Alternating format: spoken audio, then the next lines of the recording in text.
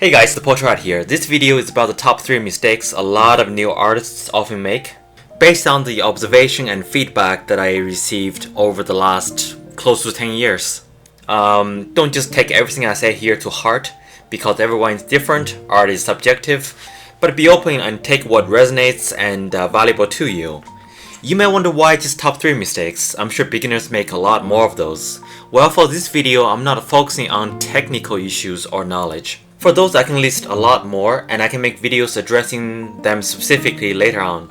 I think it's more important to first address the big general problems that new artists have, which are often the root cause of the seemingly smaller problems.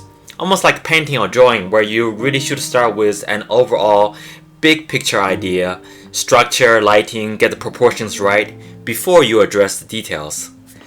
And I'm assuming I'm talking to those of you who are mostly new, doesn't really have a teacher, and is on the path of learning, and people who have developed habits that doesn't take them where they want to be. Some things I mentioned might be obvious, but they are obvious for a reason. So let's just dive right into it, in no particular order, since I think they are all pretty important in my opinion. First one, almost like subconscious negative emotions that hinders your progress, and they directly make your drawings worse. It sounds obvious, but people rarely reflect on this. The biggest one being fear. Next one is probably self-doubt. I don't want this video to be too vague, so here are some specific examples. Ever seen flat images like these? Or a practice page like this? Yes, lack of technical knowledge is part of the problem, and a lot of you may not even be fully aware of it, but your fear of failure is often also a huge part of the problem here. I'm using the you here as the collective you to whomever this applies to. You know you are new, and you can't help but be aware of and compare your work to that of more experienced artists, and what you want to be able to create in your mind. So you basically know whatever you draw is probably not as good as you'd like them to be. So a natural tendency is to lessen that anxiety by putting down on paper only what you think looks okay, or what you are familiar and comfortable with. So you are timid and super careful even when you are practicing. You are afraid to make a lot of mistakes and get messy, which is the biggest mistake of them all. A more specific example is people's lack of tendency to put dark tones down. Sometimes it's because wrong tools are used, a lack of understanding of just how important tone values are, but a lot of times it is because you know if you make a mistake, it is much harder to correct and erase when dark tones are involved. So you stick with the safe light and mid-tones. Notice we tend to not use a lot of force and go all in when we are unsure of something, which applies to a lot of stuff in life, but not as visually and so obviously like in your face than in a drawing. And like tone accuracy aside, I almost never see a beginner's drawing where I go, the problem is that your tones are too dark and contrast too dramatic. 99% of times, it's the other way around. Like mentioned before, reluctancy, self-doubt are just few other things that can really screw with your ability to reach your potential for obvious reasons. They demotivate you, and in the end often brings you regret. You learn and improve the fastest when you make mistakes and reflect on them, which is not the same as judgment. Self-judgment is almost always a waste of time at best, because you are just making oversimplified good or bad evaluations. Assessment is when you try to figure out what's going on so you can do better next time. So for a lot of people, you should draw more. You should not fear mistakes but embrace them and learn from them.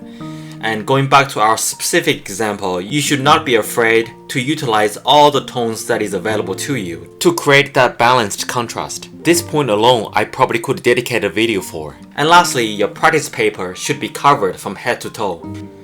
Okay, the second biggest mistake beginners make is disregard of fundamental skills. And fundamental drawing skills is something that I constantly try to improve on. And this one really sucks because it's not even your fault for a lot of you who are trying to teach yourselves.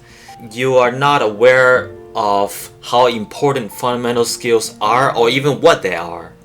Just to give you a rough idea, here we're talking about topics like values, composition, perspective, anatomy, proportions, color theory, etc. And depends on what kind of artist you want to be, a lot of these are absolutely indispensable. I want to talk more about this later, but for now, there's one point I really want to get across. Specifically, during this time, I think it's more relevant than ever. You see, beginners often learn the techniques and methods of drawing that is absolutely wrong for them, and they don't even know it.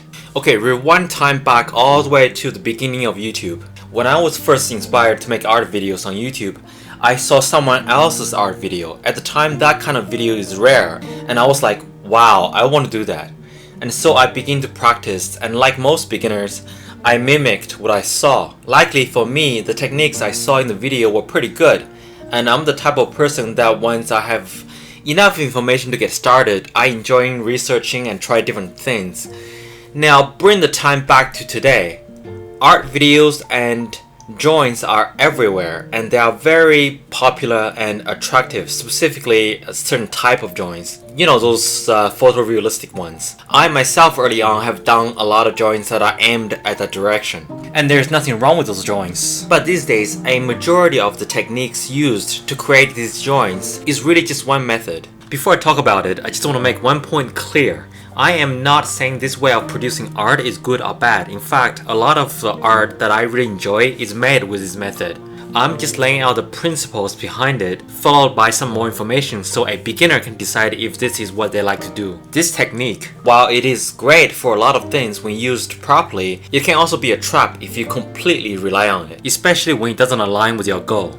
And we'll call this technique almost purely rendering.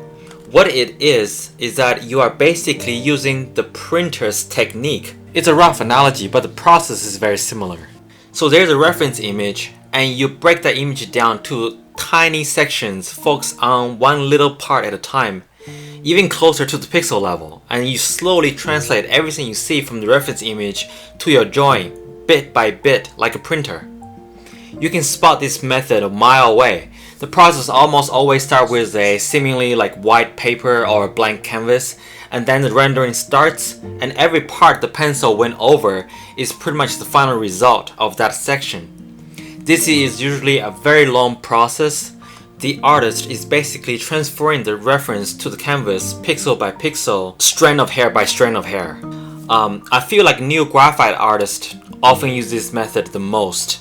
I've heard so many cases where people spend 20 to 50 hours per drawing because they are not drawing in that traditional sense. They are rendering using the principles of a printer. Now, nothing against this method because it has the advantage that it is relatively simpler to learn. You certainly learn about value and color control and improve your observational skills. The resulting artwork can be very appealing and satisfying.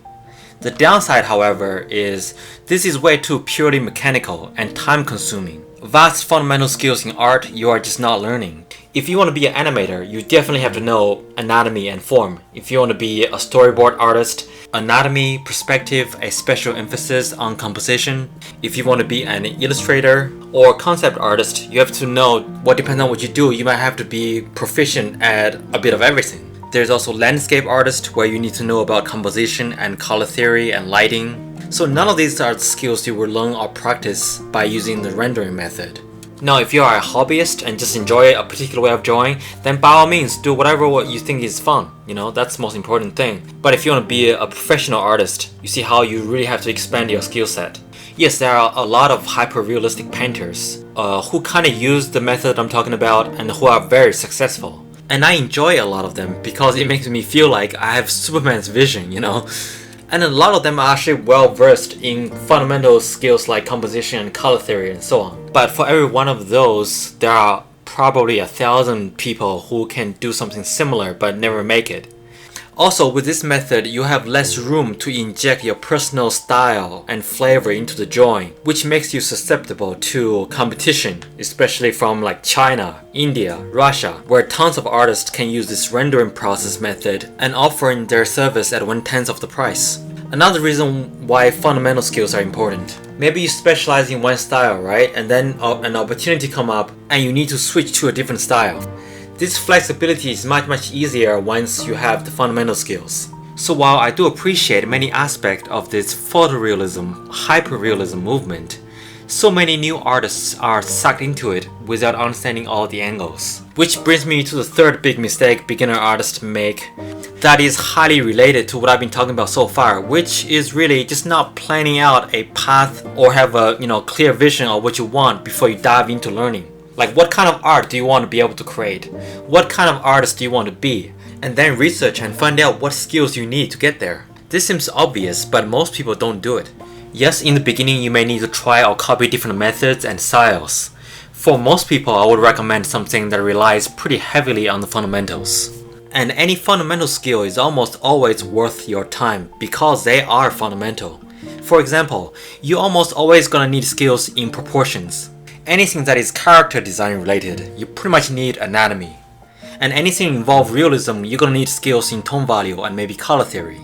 Overall, this has been the reason that even though I've been making art videos and the goal has always been to entertain and maybe inspire some people to pick up a pencil, lately I have shown a different method of doing portrait that is more effective and efficient because I realized how many people were mimicking what I do. So I want to demonstrate a rough method that is more widely used and flexible and it can translate to other areas of art, which roughly summarizes to laying down the foundation, the rough, large structure, the overall tone value first, before you get into the details.